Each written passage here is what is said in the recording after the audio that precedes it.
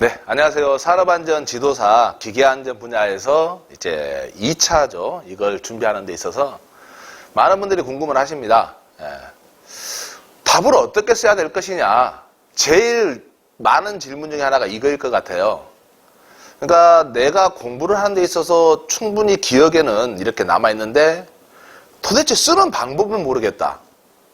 사실 그게 점수를 받는 가장 큰 어떤 확실한 방법, 점수를 올리는 방법일 수 있습니다. 근데 이게 기술사와 지도사하고 약간 다르다는 점을 먼저 인지를 하고 계셔야 돼요. 지도사의 시험에 있어서 이런 2차 문제 시험의 답은 명확성이 있어야 됩니다.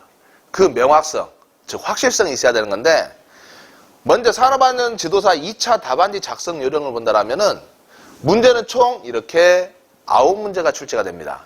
1번부터 5번까지는 단답형으로 5문제가 출제가 되죠. 기술사로 본다면 1교시 시험 문제하고 같은 요령일 겁니다. 거의 단답형이에요. 근데 논술형 같은 경우는 6번, 7번, 8번, 9번 4문제가 나오는데 이 6번, 7번 문제 같은 경우는 필수 문제입니다. 내가 골라서 쓰는 건 아니에요. 기술사처럼. 무조건 6번, 7번 답을 무조건 쓰셔야 되는 거고, 논술형 같은 경우는 이 8번과 9번 2개 문제 중에 택 1입니다. 하나만 선택을 하는 거예요. 그래서 1에서 5번까지는 5문제 다 필수 문제니까 하나에 5점씩 해서 25점이 되는 거고요.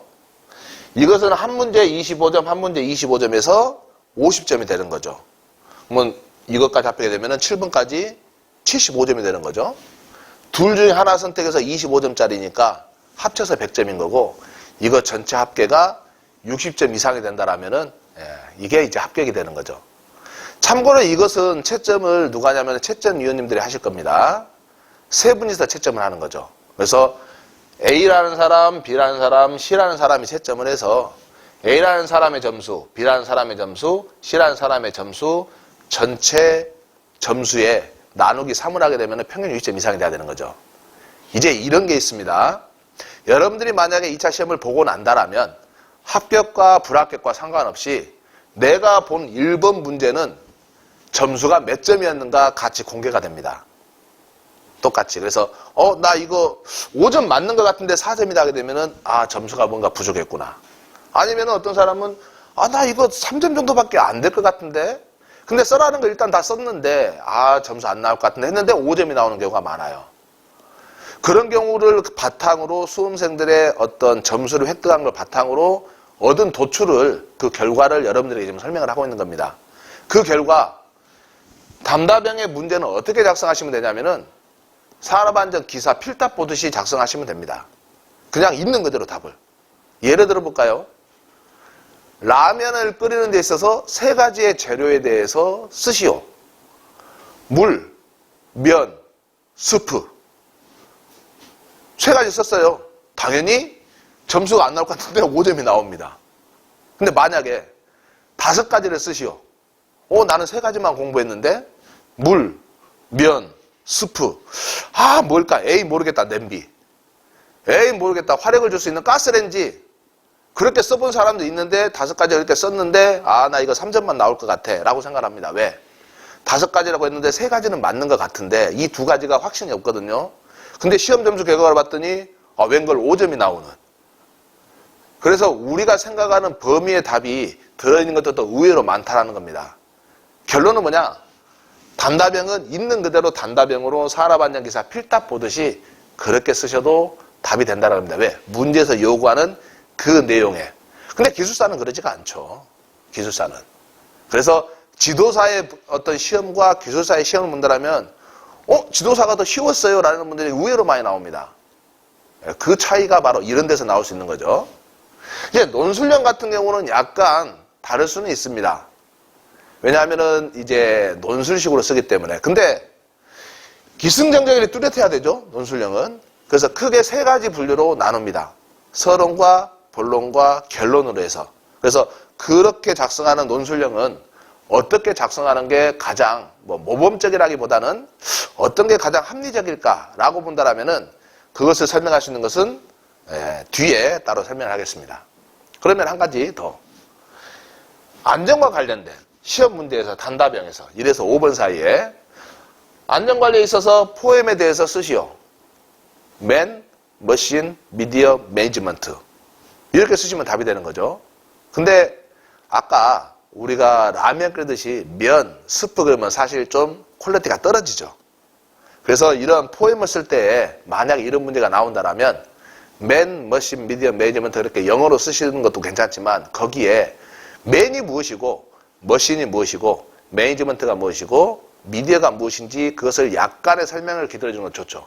이 정도로 맨, 인적의 요인, 머신, 기계적 또는 물질적인 요인, 미디어, 작업 정보적인 요인 또는 작업 환경적인 요인, 매니지먼트, 관리적인 요인 그런 것들을 곁들여서 조금씩 써주신다라면은 충분히 이것은 5점짜리 문제에 5점을 다 맞을 수 있는 거죠.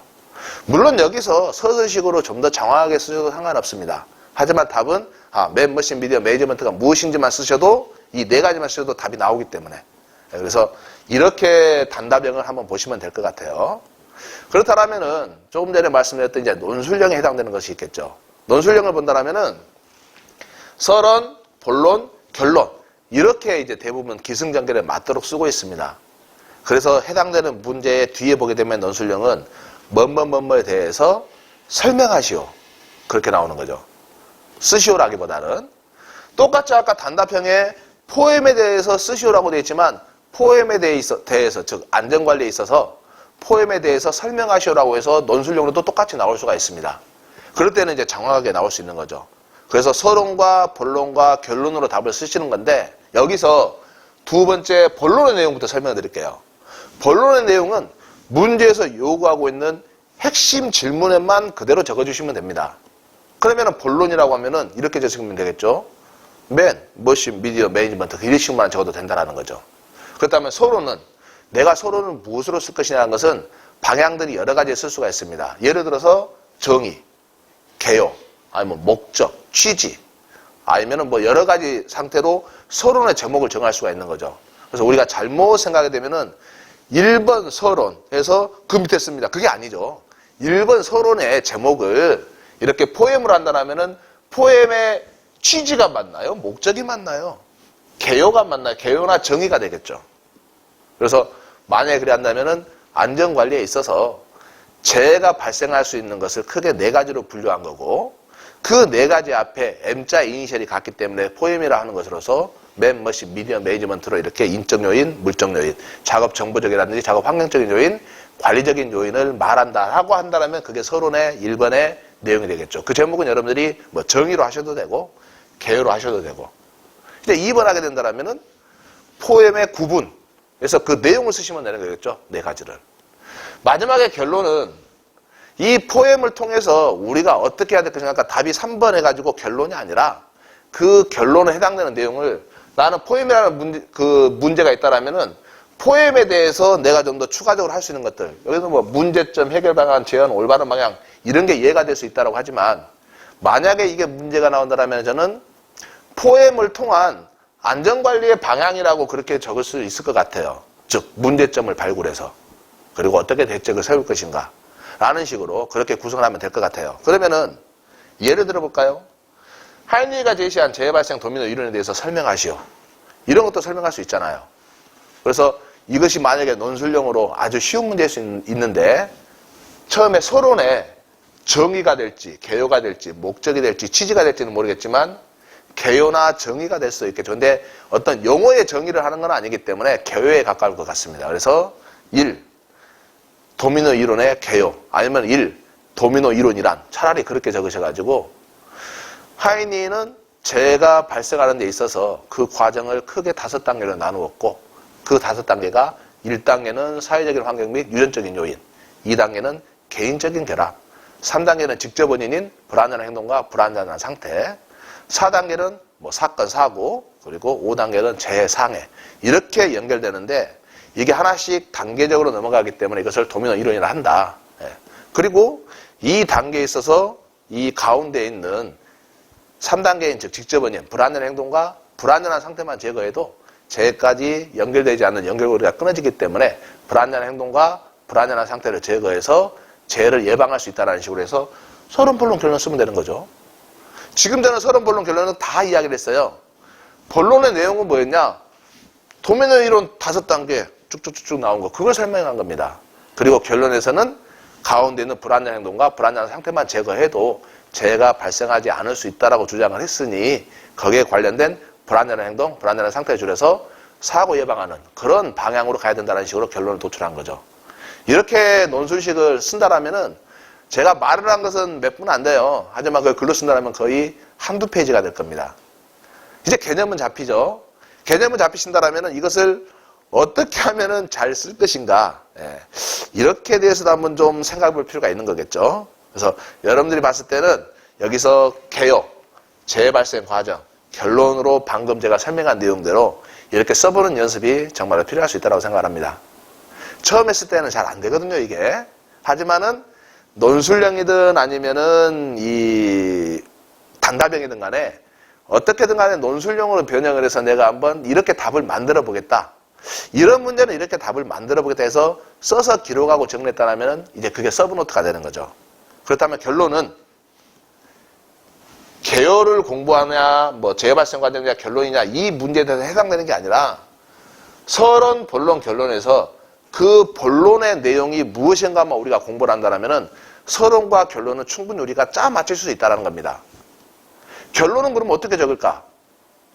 지도사의 입장에서, 또는 기술사의 입장에서, 내가 지도사 입장에서 이 내용을 어떻게 바라보고 나를 해석을 할 것인가, 또 시험 문제에서 요구한 것과 부합되게 어떤 내용을 내가 적을 것인가 라고 한다면은 그게 바로 결론의 가장 좋은 답이 됩니다. 그렇지만 지도사에서 이제 이런 질문이 있어요. 선생님, 제가 시험을 봤는데 서론, 본론, 결론으로 안 적고 그냥 본론인 내용만 적었거든요. 근데 25점이 나왔어요 라고 하는 사람들이 많이 나옵니다. 그게 지도사의 시험의 특징이에요. 장황하게 서론, 본론, 결론을 쓰지 않더라도 점수가 그 문제에서 요구하는 내용이 반영되어 있고 그 내용이 모범 답안에, 그러니까 채점해야 되는 모범 답안에 부합되어 있는 그 내용들의 글씨가 있다라면 이게 25점을 주는 게 또 지도사 시험이에요. 그러니까 명확성이 있어야 된다는 거죠. 하지만 내가 아주 장황하게 적었는데 그 내용 자체가 시험 문제의 본질적인 취지에 벗어난 다른 내용으로 적었다.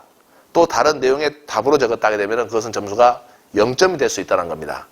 그러니까 많이 적어서 답이 되는 게 아니라 적게 적어도 문제에서 요구한 것만 핵심적으로 정확히 들어있다면 점수를 주기 때문에 지도사는 어찌 보면은 공부의 범위가 딱 정해진 명확성의 기초를 두는 거죠.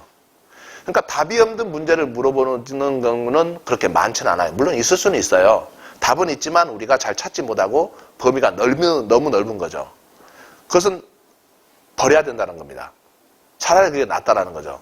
그래서 주로 2차도 이렇지만은 3차에서나 특히 시험 문제에 잘 나오는 것은 뭐냐면은 명확성이 있는 정확한 내용의 답변을 요구하는 3차 문제가 많이 나옵니다. 그래서 정확히 명확성으로 구분되어 있는 법의 내용이 시험에 잘 나온다는 거죠.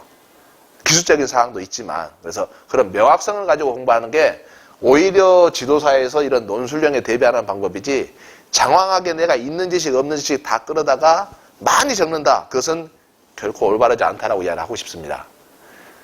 다시 말해서 쓸데없는 공부하지 말자라는 거죠. 쓸데없는 공부하는 사람들 의외로 많이 있을 수 있고, 한 문제 배우는데 내가 답안 정리하는 게 거의 그냥 논술 쓰듯이, 논문 쓰듯이 그렇게 한다면은 그건 올바른 공부는 아니다라고 생각합니다. 그래서 너무 많은 양이 아닌 핵심만 기억하고 그 핵심이 명확성이 있어서 답으로 요구될 수 있는, 답으로 인정될 수 있는 그런 답이 되기를, 여러분들 논술형에 대한 어떤 개념을 설명드렸습니다. 물론 이 내용은 본 강의할 때 좀 중요한 문제다 하게 되면은 이게 만약에 논술형으로 출제된다면 답은 이렇게 되지도 않을까요? 라는 식으로 저는 많이 제시를 할 거예요. 그리고 실제 출제되었던 기출문제도 같이 포함이 되어 있을 수도 있고, 아니면은 예상되는 그런 문제들도 보인단 말이에요. 아, 이건 언젠가는 나올 수 있다. 당장에 나온다는 건 이제 아주 기분 끝내주죠. 하지만, 아, 이건 나올 수 있을 것 같은데 라는 느낌이 온다면 지금까지 그런 문제 항상 나왔었어요. 시간의 차이일 뿐인 거죠. 이번 회차냐, 다음 회차이냐. 그래서 그런 문제를 한번 좀, 제가 점쟁이 빤스 입고 강의하는 건 아니지만, 쪽집게는 아니지만, 그래도 한번 좀 찝어보는. 왜? 중요하니까. 그래서 그렇게 한번 우리가 공부하는 것도 한다라면은 어느 정도 들으시면서 내가 적고 연습하시면서 더 좋은 답안으로 가지 않을까 그렇게 생각을 해봅니다.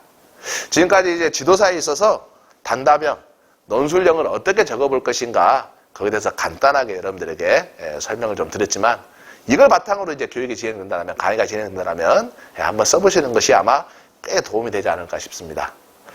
네, 이번 오리엔테이션 마치도록 하겠습니다.